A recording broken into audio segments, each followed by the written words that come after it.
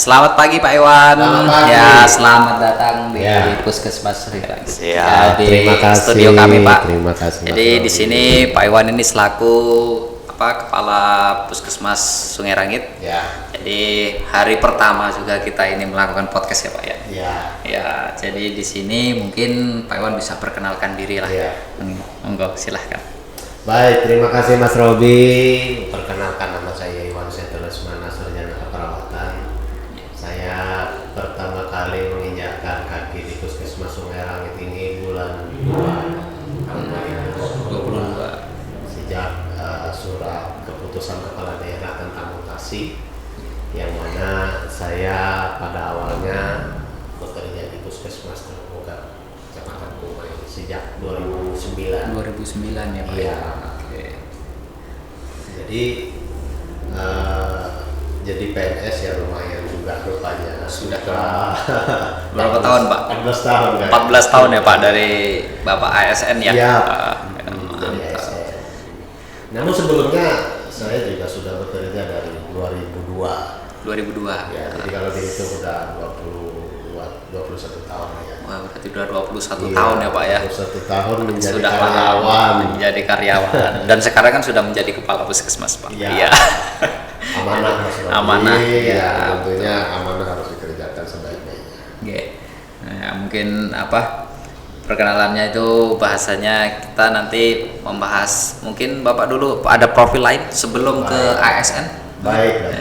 Saya sebenarnya kalau mau bercerita pengalaman kerja sebenarnya suka dukanya banyak. Ya. Dan yang kedua juga saya juga berpengalaman di seluruh bidang hampir.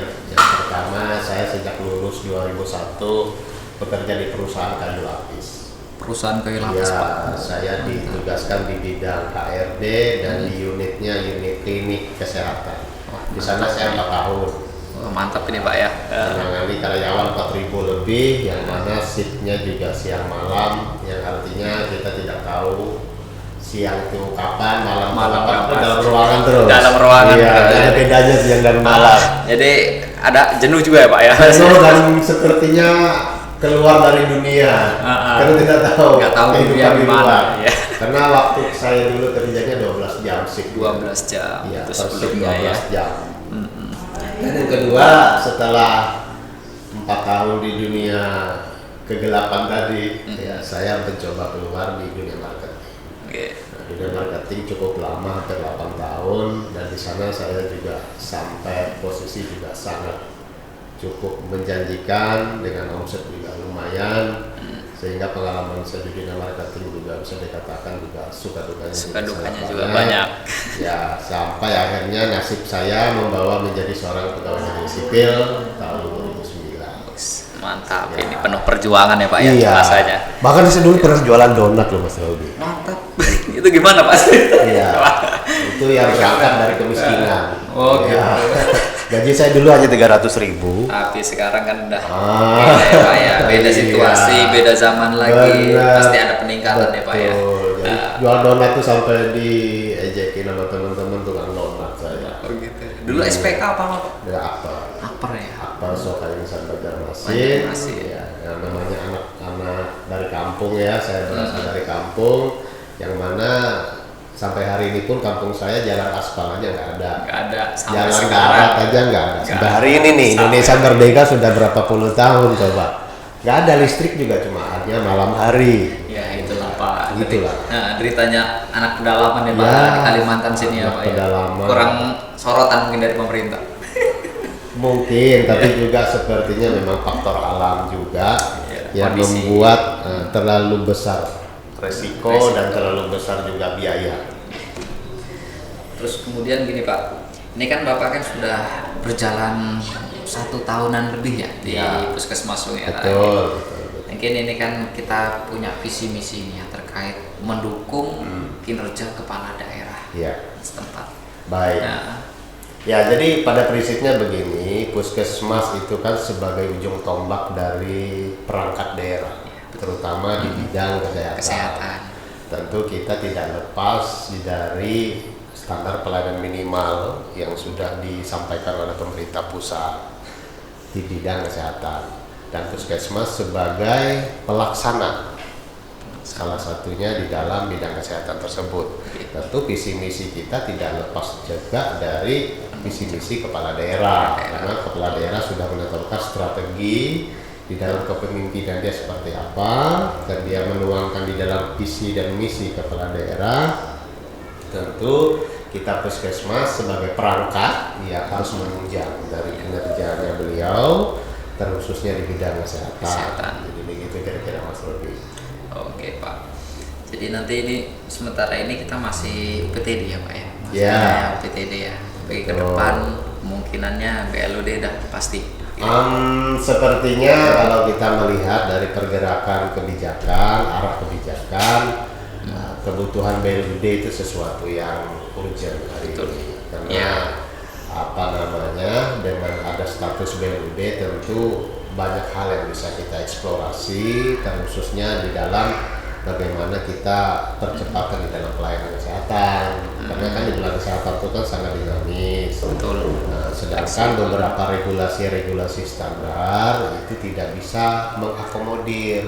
Artinya terjadi keterlambatan, blocking ya Pak ya. Khususnya mungkin salah satunya di bidang perencanaan anggaran. Nah, yang mana puskesmas itu kan salah satu tugas fungsinya kan memberikan pelayanan secara langsung kepada masyarakat. Dan itu tidak bisa libur. Iya. Terus menerus berkesinambungan. Kan dari perencanaan anggaran dia ada keterlambatan dalam arti delay. Ada proses yang harus diikuti sampai nanti penetapan pemanfaatan anggaran. Dan itu kekosongan inilah yang menjadi sebuah masalah. Selama ini menjadi momok buat kita pelayanan di masyarakat. Libur nggak bisa, pelayanan tetap jalan, tetapi dengan konsekuensi tidak ada dukungan negara. Iya, birokrasinya panjang ya Pak ya. Sepertinya Nah, di Indonesia ini birokrasinya sepertinya panjang kayaknya. Makanya BLUD sepemahaman saya salah satunya adalah menjawab solusi, salah satu solusi. Sehingga kita puskesmas bekerja tetap, tetapi supportingnya juga sudah ada. Oke, mantap ini Pak, berarti ke tahun depannya kita bisa jadi BLUD. Nah, impian kita mudah-mudahan semuanya proses berjalan dengan baik ya Pak. Dan penetapan oleh kepala daerah, karena itu harus ditetapkan kepala daerah Mas Robi. Betul. Jadi bupati harus mengeluarkan SK. Menyatakan namanya contoh puskesmas Sungarangit sudah statusnya menjadi puskesmas Badan Layanan Umum Daerah. Mantap. Mungkin ini kerja PR bagi puskesmas Sungarangit ya Pak ya. Iya, tetapi satu pekerjaan kita sudah selesai sebenarnya karena kita sudah mendistribusikan dokumen. Betul. Jadi puskesmas sekarang hanya menunggu. Tinggal nunggu aja SK keluar. Nunggu. Bagaimana menurut analisis dari perangkat daerah yang memiliki tugas sebagai penilai. Sebagai penilai. Kemudian baru menetapkan SK tersebut. Betul. Baru nanti mereka menetapkan. Dan hasil pertemuan kita kemarin arahnya adalah 2024 maksud saya. Hampir 16 puskesmas itu akan didorong untuk BLUD. Yes. Ini berita bahagia. Berita bahagia. Mudah-mudahan tidak hoax. Ya, semoga tidak hoax gitu ya Pak ya. Itu aja. Kemudian untuk di Puskesmas Sungarangit ini kan sudah tahun nih Pak. Mungkin ada program kerja atau program unggulan yang mungkin Bapak. Iya, tentu kita sebagai perangkat itu kan ada perencanaan kerja. Yang mana perencanaan kerja kalau kita secara perangkat pemerintah daerah kita sudah susun 1 tahun sebelumnya, kan? Yang biasa disebut mungkin RPK, kan? Yang mana nanti usulan kerjanya disusun dulu oleh puskesmas, yaitu berupa rencana usulan kerja. Setelah itu baru ditetapkan. Nah, tentu di dalam penetapan itu apa yang kita usulkan tidak keluar dari juknis peran dan fungsi puskesmas. Nah, apalagi nanti kalau dikaitkan dengan dukungan anggaran, yang mana puskesmas hari ini masih ada supporting dari pemerintah pusat, yang namanya BOK, Bantuan Operasional Kesehatan. Salah satunya. Di puskesmas itu banyak sumber mata anggaran yang disuplai ke puskesmas, salah satunya adalah BOK. Dan BOK itu kan di dalam pemanfaatan sudah ada juknis. Betul. Iya kan, juknis ini sebagai frame, sebagai panduan, sebagai acuan bagaimana sih kita memanfaatkan supaya tidak terjadi penyimpangan atau penyalahgunaan dan sebagainya. Dan tentu pemanfaatan dari dana BOK itu harus memiliki daya ungkit buat pelayanan puskesmas. Ya, untuk masyarakat ya. Iya, karena peran kita puskesmas itu ya sangat vital sebenarnya ya buat masyarakat. Ya. Apalagi kita puskesmas ini sudah dipayungi hukum oleh peraturan Menteri Kesehatan. Ya. Menteri Kesehatan yang terbaru yaitu PMK 43 2019 yang mana dulu 2016 itu PMK 75.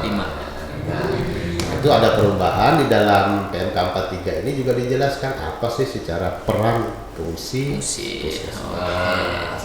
Tentu di dalam PMK 43 saya sampaikan secara umum peran puskesmas itu yang memberikan upaya pelayanan kesehatan. Fungsinya yaitu areanya adalah sektor kesehatan. Nah, kadang masyarakat juga bertanya, apa sih bedanya puskesmas sama rumah sakit? Nah, ya betul itu Pak. Apa bedanya? Nah, di sini masyarakat juga agak sedikit sulit membedakan. Nah, kalau kita mengacu ke PMK 43, tentu di situ sudah tertuang secara jelas ya. PMK bahwa puskesmas itu dia berperan adalah memberikan pelayanan kesehatan, yang mana pelayanan kesehatan itu dibagi dua. Ada namanya upaya kesehatan masyarakat, ada yang kedua namanya upaya kesehatan perorangan. Nah, di sini juga masyarakat bingung apa sih bedanya. Kalau upaya kesehatan masyarakat itu sasarannya adalah keluarga, kelompok, dan masyarakat itu umumnya. Dan kalau UKP itu sifatnya upaya kesehatan perorangan yang dilaksanakan di dalam gedung, yaitu di dalam fasilitas-fasilitas yang ada di puskesmas. Lebih cenderung kuratif ya, lebih kecenderungannya mengatasi masalah yang sifatnya perorangan saja. Ya, jadi baik dia sifatnya promotif, preventif, maupun sampai ke kuratif dan rehabilitatif sebenarnya secara fungsi. Namun satu hal yang harus diingat juga, puskesmas itu bekerja berdasarkan konsep kewilayahan. Ya, betul Pak. Sehingga dia tidak terjadi tumpang tindih dengan pemberi layanan yang lain. Maksudnya fasilitas kesehatan punya negara. Iya betul Pak. Jadi mungkin ada dari situ kan ada pertanyaan nih saya. Mungkin dari apa namanya tadi yang dikatakan juknis ya. Sebenarnya juknis ini akan menghambat kita atau kadang ada yang mendukung nih atau tentu juknis itu kan tidak bisa menjawab seluruh situasional yang ada di lapangan. Betul. Tetapi paling tidak juknis itu sebagai guidance kita, sebagai acuan, petunjuk. Namanya juga juknis kan, petunjuk teknis. Tentu juknis ini disusun sudah berdasarkan kajian.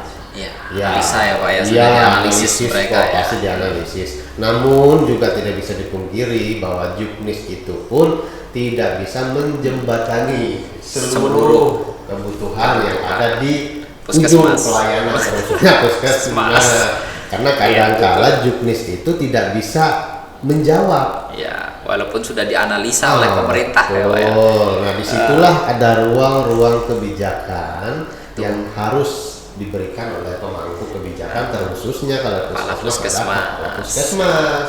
Yang tentunya dia akan melaksanakan kegiatan fungsi dia, yaitu dikaitkan dengan fungsi manajerialnya.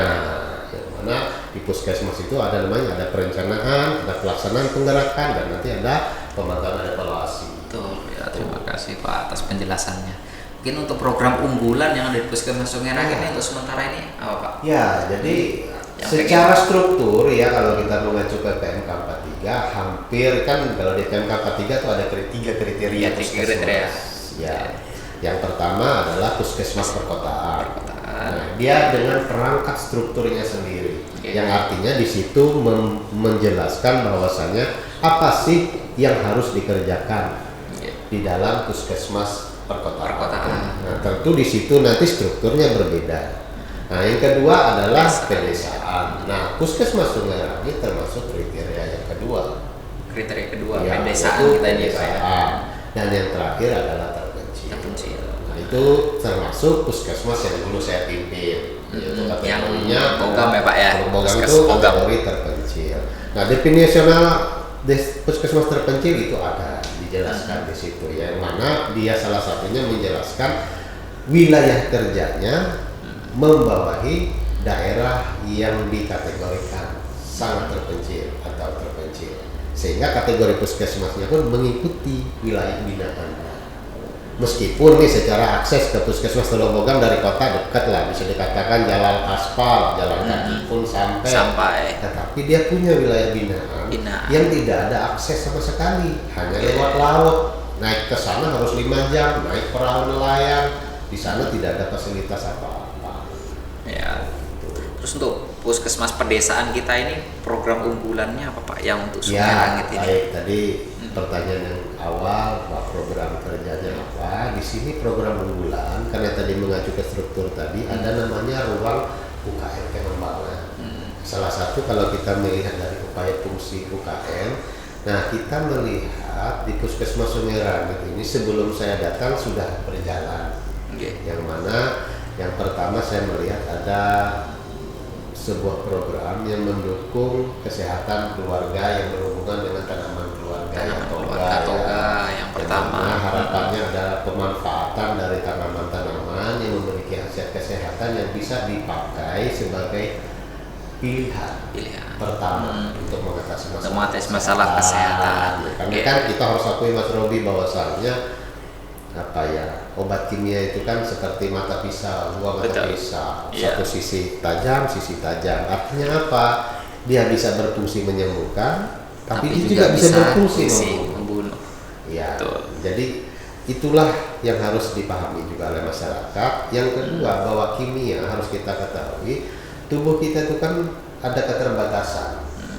Kemampuan untuk menetralisir, untuk menerima semua racun yang ada, sudahlah dari makanan, minuman, bahkan dari obat-obatan, itu kan memperberat fungsi. Baik itu hati, baik itu ginjal. Nah makanya kita seperti bahasa orang umum ya back to nature, kembali ke alam ya. Pelarian kembali ke alam juga mau juga bisa nggak sih kita sedikit matchingkan antara yang dulu konon katanya umpamanya kumis kucing punya khasiat untuk ginjal, contohnya kan batu mari dan sebagainya ya kan. Nah mungkin hal-hal seperti itulah yang dilihat oleh puskesmas dan dilakukan juga uji bagaimana apakah memang ada khasiatnya, dan kalau memang ada khasiatnya coba kita tanam. Dan kabarnya itu Pak dan kabarnya kalau toganya puskesmas Sungai Rangit ini nomor 1 Skobar. Yes. Ya, bisa kita akui sebagai karena memang tidak ada puskesmas lain yang eksekusi, makanya nggak ada saingan.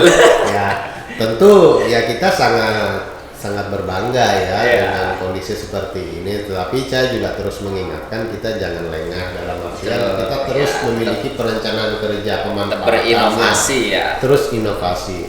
Bahkan kalau bisa memberikan saran, kalau bisa yuk kita sampai bisa bangun namanya apotik natural. Seperti apotik herbal yang punya dari negeri Cina contohnya. Nah, bisa nggak begitu juga Jepang, sampai Korea, kita olah berarti ya, yes. Jadi kita buat sebuah siklus ekosistem pemanfaatan dari kita nanam, kita olah sampai nanti dia menjadi produk siap pakai. Oke, mantap nih Pak. Itu. Terus ini ada nggak dari pengembangan yang pengen Bapak kembangkan di Puskesmas Sungai Rangit ini, kendala-kendala atau pinginnya Bapak seperti apa sih? Maksudnya gitu? Iya, tentu kendala itu pasti Mas Rudi. Kita di bidang apapun kendala pasti dihadapi. Dari kehidupan ini kan itu seperti suami istri kata orang kan ya. Iya. Tentu kita melihat kendala itu bukan sebuah hal yang negatif, tentunya kalau saya ya. Bisa jadi hal positif juga ya Pak ya. Tentu kendala itu merupakan sebuah rujukan bagaimana kita menyusun sebuah strategi.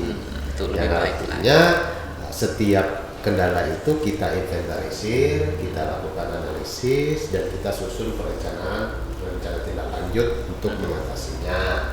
Tentu di Puskesmas Sungai Rangit saya melihat hampir semua sektor ada kendala. Banyak pasti ya, dari hulu sampai hilir pasti.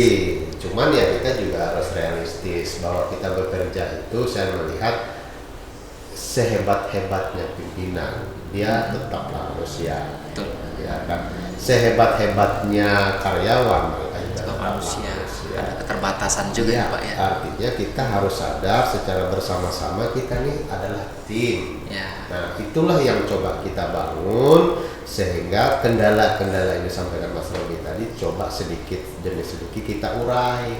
Betul. Ya, sehingga nanti kita bisa memperbaiki. Tentu kendala tidak bisa kita selesaikan secara langsung. Ada waktu dan proses yang harus kita lewati. Pasti banyak. Dan itu tidak enak, pasti ada namanya pertentangan. kendala pertentangan pro Pasti. kontra ya, Pak ya. Kita bisa katakan Ya. ini selesai belum tentu. Jadi Ya. setiap sebuah eksekusi itu pasti ada menemukan dinamika Pro kontranya. pro dan kontra. Kontra. Itu levelnya terus di setiap sektor level itu pasti ada. Tapi kan pasti kita akan ya Pak, pilih misal banyak pronya atau banyak kontranya Ya, kan gitu ya. nah. Kalau banyak pronya kan berarti banyak yang setuju. Iya. Wajar lah kalau dari setiap instansi itu ada yang kontra gitu, wajar lah ya Pak ya. Wajar aja. Nah, makanya tadi saya melihat jangan melihat blocking itu sebagai sebuah negatif. Betul. Kalau kita sudah dari awal melihat itu hal yang negatif, tentu sikap kita pun akhirnya jadi menutup Ya, diri. betul. Akhirnya tidak akan clear. Ya. Ya mari silahkan kita berkomunikasi, kita melakukan kajian secara dewasa. Artinya yuk lihat esensinya Kita lihat dulu. esensinya. Ini esensinya secara pekerjaan atau sifatnya personal, kepentingan pribadi. Iya, Kalau betul. sifatnya pekerjaan, kita tidak ada ruang tawaran karena kita Iya. sudah ada namanya regulasi mandatori. Ya, soalnya Yang suka nggak suka harus diikutin dong. Pemerintah Lah seperti iya itu ya, Pak. dong. Emang Swasta pun juga sama, ada regulasinya. harus dikerjakan. Pengalaman saya dulu di bidang di perusahaan swasta ya juga sama. Justru saya melihat lebih ketat dan lebih berat di swasta. Sebenarnya. Tetapi lebih fair. Lebih fair. Lebih fair. Fair terkait ya uang pasti atau yang Iya, lain. jadi take and give-nya lebih Balance, balance. balance ya. Iya. Jadi kita lembur, misalnya ada uang Iya. lembur gitu Iya. ya Pak ya. Ada semua. Nah, terus Tetapi ya tetap juga ada sisi enaknya jadi pegawai Iya. negeri. Betul. Ya, salah satunya yang menjadi kebanggaan orang seumur hidup digaji sama negara. Ya, sampai Ya, pensiun. Kebanggaannya kan Banggaan itu. ya sampai pensiun. Nah, tetapi ada satu yang terkorbankan yaitu etos kerja. Kadang itu sih Pak Spirit. yang kita lihat di fenomena di lapangan mungkin itu ya etos kerja ya. Iya. Kembali lagi ke etos kerja. Jadi tanggung peran dan tanggung jawabnya tuh akhirnya berkurang gara-gara sudah terlalu nyaman nih posisinya. Iya. Posisi enak deh bahasanya gitu. Zona nyaman. Zona Bisnis nyaman itu dia. zona nyaman. Jadi nggak ada yang protes, nggak ada yang apa gitu Iya. ya. Selagi atasannya nggak tahu gitu. Iya, ya tapi ya kita harus menyadari juga Mas Robi, bukan berarti juga pemerintah itu jelek ya. Enggak, saya Enggak. percaya sejak saya 14 tahun di pemerintahan, pemerintah itu juga sudah berupaya melakukan reformasi. Namun harus kita akui seperti kita sampaikan tadi, kita tetap membutuhkan proses. Ya, apalagi negara kita ini kan masuk kategori negara berkembang, tentu tidak mudah ya. Ya, Menjadi agak seorang susah. leader itu dan menjadi seorang pelaksana itu sama-sama memiliki tantangan. Iya, betul. Nah, disinilah yang menjadi spirit kita bersama. Makanya saya terus mengajak rekan-rekan, teman-teman semua, yuk kita melihat ke depan, jangan kita lihat ke belakang. Kita bagaimana mau maju kalau kebanyakan lihat ke belakang, nabrak mulu kan? Iya, betul. Iya dong. Kalau mau sukses itu pandangan lurus ke depan. Iya, lakukan dulu. Lakukan. Kerjakan dulu Terus ya Pak ya. laksanakan secara konsisten. Maka dengan kita memiliki prinsip seperti itu, kita menjadi orang yang fighter. Kita orang pejuang, petarung. Karena mengisi perjuangan hari ini bukan dengan senjata dan uang runcing. bukan lagi Pak. Hari ini spirit kita bagaimana memberikan pelayanan terbaik buat masyarakat kita. Ya. Apalagi kita kesehatan. Yuk kita berikan pelayanan terbaik buat masyarakat di wilayah kita, wilayah kerja kita. Kalau kita ini kan selaku pegawai ini kan digaji oleh masyarakat juga ya Pak. Nah, mereka punya Iya, andil, punya karena andil pajak gitu. dan sebagainya. Iya, bayar pajak kita dari hasil pajak, masuk gaji kita TKD, Sepakat. masuk kita ASN, makanya kita Sepakat. harus punya solusi nih Sepakat, untuk mereka kan gitu ya. sepakat. Ada peran yang real yang harus kita kerjakan buat mereka. Tentu ya dinamikanya banyak yang Mas Iya, Robi ya. makanya saya tangkapkan dari penjelasan Bapak ini, yang jelas itu kita harus lakukan dulu Iya. fight untuk mendapatkan sesuatu ini. Iya. Nah, supaya bahasanya itu gini. Jadi jangan menyerah dulu. Iya. Kalau kita menyerah dulu untuk apa kan gitu. Iya. nggak akan jadi apapun. Enggak akan gitu. jadi apapun. Karena sesuatu impian, sebagus apapun sebuah impian, tanpa sebuah eksekusi juga percuma. Nah, ya. Ya kan, impian dieksekusi mulu juga tanpa dievaluasi Percuma juga. Karena kerjanya kan? gitu-gitu aja Iya. ya Pak ya. Nggak Jadi ada sebuah ritmenya itu seperti namanya lingkaran yang tidak pernah putus. Oh iya, ngomong-ngomong tentang impian nih Pak, Bapak ini punya impian kan untuk Puskesmas Sungai Rangit kan pasti. Baik. Apa nih kira-kira? Ya tentu kalau saya bicara impian Mas Robi, ya setiap orang pasti punya impian. Pasti, ya. ya. Ya tentu kalau saya sebagai insan pemerintah juga sebagai instrumen atau alat pemerintah, tentu saya ingin memberikan yang terbaik. Itu Betul. ya dasar secara umum, saya ingin melayani terbaik. Dan kalau dikaitkan ke dalam pelayanan di Puskesmas Sungai Rangit, tentunya satu, saya kalau bisa saya bagi dua. Yang pertama secara umum dan secara khusus. Ya, secara umum dulu, saya melihat bahwasannya pelayanan di Puskesmas hari ini harus ditingkatkan. Betul. Ya, Memang perlu baik itu, Pak. dari metode dia bekerja, baik dari bagaimana dia menyusun perencanaan kerja. Ya, karena tanpa sebuah perencanaan, tanpa sebuah spirit tadi, kita nggak bisa bersaing. Hari ini kita lihat saja pergerakan di digitalisasi, sangat banyak sudah pergerakan. Betul. Iya kan, yang mana cara orang bekerja hari ini kalau dilihat dari sisi ekonomi saja, orang sekarang sudah bergeser. Nah, bisa nggak kita bawa pelayanan Puskesmas Sungai Rangit ini lebih adaptif kepada teknologi, kita pakai semua metode-metode teknologi yang mampu kita pakai. Tentu tidak secara sporadis yang langsung, karena kita kan gitu ya, tidak Pak, bisa beda kalau swasta, birokrasinya pendek, proposal Ya. selesai sampai manajer, sampai direktur, sampai CEO selesai. Kalau negara panjang Beda, ceritanya. birokrasinya panjang, Iya, ya. bisa 1 tahun. Makanya itu. Ya kan? Nah, jadi kita harus memahami juga konteks seperti itu. Tetapi spirit saya ingin ngajak teman-teman, ayo kita memperbaiki metode kerja. Ini salah satu kita podcast kayak gini, salah satu yang menjadi Ya. inovasi. Inovasi saya melihat. unggulan kita nanti, Iya, ya. karena media ini bisa kita pakai untuk melapar ke menyampaikan ke masyarakat. Ini loh eksistensi Puskesmas Sungai Rangit. Sehingga promotif, preventif, kuratif tadi bisa kita kerjakan. Gitu Mas Robi. Jadi yang kedua juga kita juga selain ada impian, tentu kita juga harus realistis memperbaiki alat-alat kita, Ya, fasilitas yang jelas. fasilitas kita, Fasilitas sarana perlengkapan. kita. Tentu di dalam perencanaan tidak ujuk-ujuk, Betul. perlu proses, Perlu proses, perlu dan itu prioritas prosesnya yang juga, mana, panjang. dan pastinya kita akan banyak kendala. Nah itu tadi tidak mungkin tidak ada kendala. Wajar lah Pak. ada Tapi kendala ya, itu. kita harus tetap pada misi kita. Jadi kalau saya bisa katakan Puskesmas Sungai Rangit 2024 sudah bisa menerapkan teknologi. Mantap, ini yang perlu kita upload Pak. Ya, Ya, kan? 2024 itu harus sudah semua harus serba berbasis semua teknologi ya Pak ya. Kita sudah konsep paperless kalau Betul. bisa. Ya kan, kita plan di dalam gedung, kita sudah tanam semua sistem, kita tanam semua perangkat, sehingga nanti teman-teman nggak repot kirim ini kirim itu secara 2024 manual. sudah tinggal launching aja. Ya, 224 sistem pelayanan yang dulu katanya ERM ya. Iya. Nah, salah satunya elektronik. Iya betul nih, Ya RM nya kan? jalan. Nah, Puskesmas Iya. Sungai Rangit sudah bergerak lebih dulu. Betul. Ini Kita yang- tidak mau menunggu terlalu lama dan kadang-kadang hanya sekedar bahasa-bahasa. betul. Kita Karena eksekusi. dari dulu itu memang ada pernah itu ya tadi dari dinas kesehatan mungkin ERM itu tadi. Iya. Cuman kelihatannya kendalanya terlalu Banget, banyak. banget, banget. Dan akhirnya tidak berjalan. Banget. Makanya kita harus berangkat dari diri. Oke. Jadi kita tidak bisa menunggu. Kita harus berani mencoba dulu. Makanya kalau impian hanya sekedar impian, kita tidak lakukan eksekusi, sulit. Oh, berarti ya Pak ya, kita ini nanti untuk ke depan 2024 ini Puskesmas berteknologi. Harus. Seperti itu. Kita Ya, harus begitu. mencegah teknologi 4.0. Atau bahasanya seperti apa? Yang enak itu bahasanya apa ya? Puskesmas modern lah. Puskesmas Yang modern. adaptif Ada- dengan adaptif teknologi. dengan teknologi. Bisa saya Oh, katakan gitu ya, Pak, ya? begitu ya, Bro. Oh, Jadi kita di sini juga cara kerja harus kita ubah. Kita sudah Ya. tidak lagi dengan gaya lama, apalagi dengan gaya Sip. kolonial. Mm-mm.